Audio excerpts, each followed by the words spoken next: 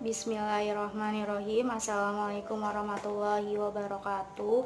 Sebelumnya perkenalkan, nama saya Melati Rahmawati. Saya dari kelas karyawan manajemen A. Di sini saya akan sedikit menjelaskan mengenai bisnis plan, dan yang saya buat itu adalah keripik pisang. Di sini saya akan sedikit menceritakan atau menjelaskan mengenai bagaimana sih caranya bisnis plan keripik pisang itu.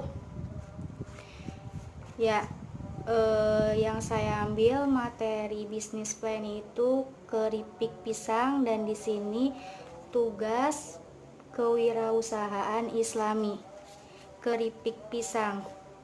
Di sini saya akan menjelaskan visi dan misi bisnis plan keripik pisang. Visi menjadikan keripik pisang sebagai sektor ekonomi yang menjanjikan. Yang misinya itu sebagai menyatu dari berbagai budaya, suku, ras, dan agama melalui cemilan yang berbahan pisang. Yang pertama itu meningkatkan daya jual keripik pisang. Yang kedua, dan mencetak produk yang tinggal serta berkualitas dan dapat bersaing tingkat dan internasional. Nah, di sini ada bahan-bahan mengenai pembuatan keripik pisang. Saya akan sebutkan dan jelaskan. Bahan-bahannya itu 7 sisir pisang kepok, 1 bumbu kaldu Royco, 4 sendok makan garam halus, 3/4 gelas belimbing, 2 liter minyak goreng, 1 bungkus margarin Blue Band. Jadi setelah pisang disisir atau ditiris, lalu masukkan semua bumbu yang sudah diracik. Agar apa? Agar pisang itu lebih renyah untuk setelah digorengnya. Yang kedua ini bagaimana cara membuatnya? Ya. Cara membuatnya itu pilih pisang kepok yang tua dan berwarna hijau, kupas kulitnya dan rendam di air agar tidak menghitam. Yang kedua, lalu campurkan Royco, garam, dan air dalam mangkuk kecil. Panaskan minyak goreng dengan api sedang, tambahkan 1-2 sendok makan margarin agar hasil warna keripik pisang itu kuning dan tidak berwarna hitam.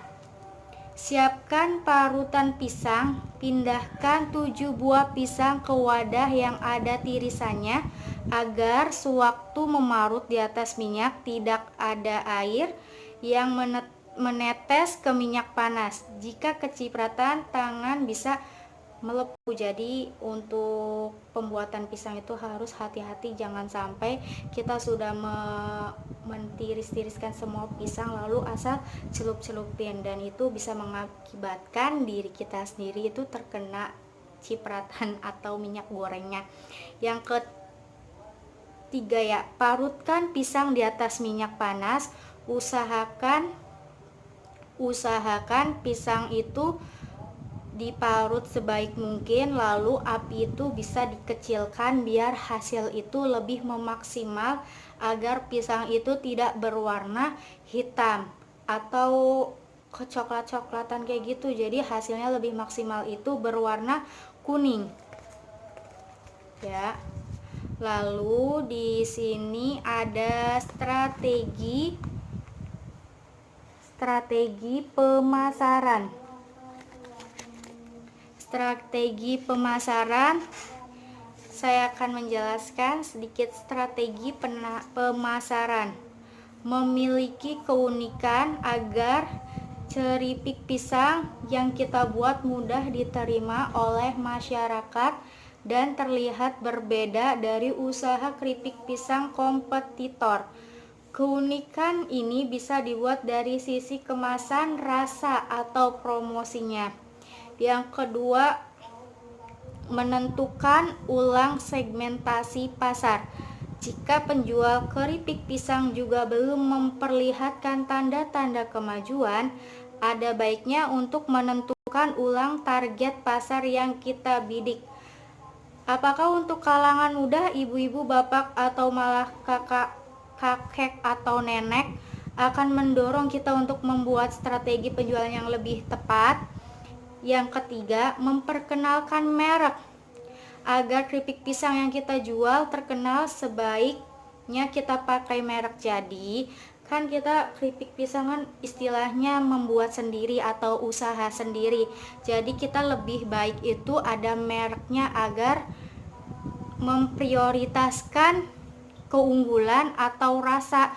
Jadi pemasarannya itu akan lebih cepat untuk dipasarkan karena ada merek atau logonya untuk memperkenalkan produk tersebut agar produk tersebut tidak asing. Makanya di kita wajib memakai merek untuk menjual atau untuk strategi pemasaran agar tertarik. Terus yang keempat, mencari reseller yang tepat. Jika kita sebagai penjualnya, kita harus mencari reseller yang tepat agar bisnis itu bisa berkembang pesat. Reseller akan membantu memasarkan produk keripik pisang kita. Pilih reseller yang memiliki jaringan luas atau tempat usaha yang sudah ramai dikunjungi banyak orang. Yang kelima, pelayanan maksimal. Pelayanan maksimal kepada pelanggan atau bahkan kepada calon pelanggan adalah penting.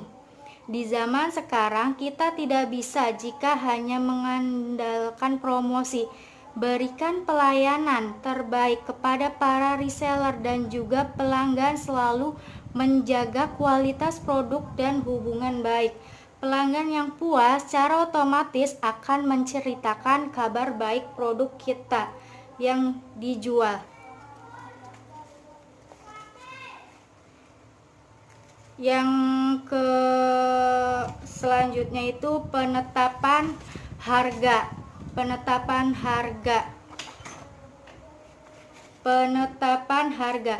Menentukan harga jual keripik pisang memang dapat disediakan dengan produk keripik yang sudah ada di pasaran kami.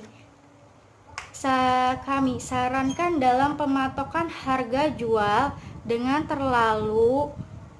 terlalu mahal supaya tidak membuat usaha yang Anda jalankan itu tidak bangkrut. Jadi kita berbisnis plan juga harus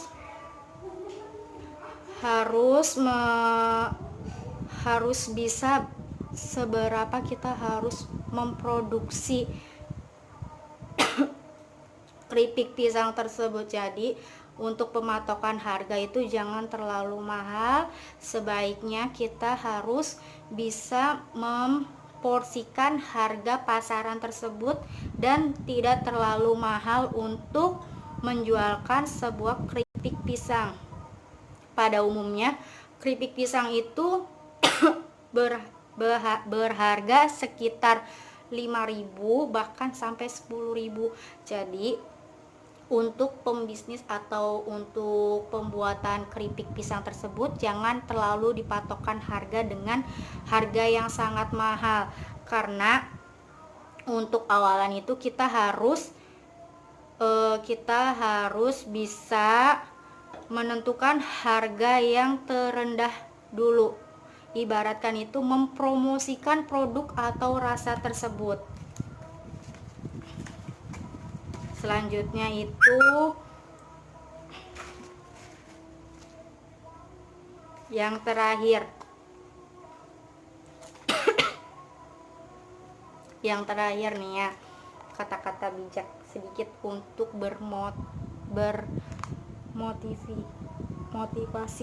motivasi sendiri. Berbisnislah kala kamu belum butuh. Berbisnislah di saat tubuh masih sehat, keuangan masih bisa mencukupi kebutuhan sandang, pangan, dan papanmu. Jangan menunggu saat terjepit kalau untuk berbisnis, karena berbisnis perlu waktu untuk membangun, perlu proses. Ya, sekian dan terima kasih yang saya jelaskan mengenai bisnis plan keripik pisang. Apabila ada kesalahan mohon dimaafkan. Wabillahi taufik wal hidayah. Wassalamualaikum warahmatullahi wabarakatuh. Terima kasih.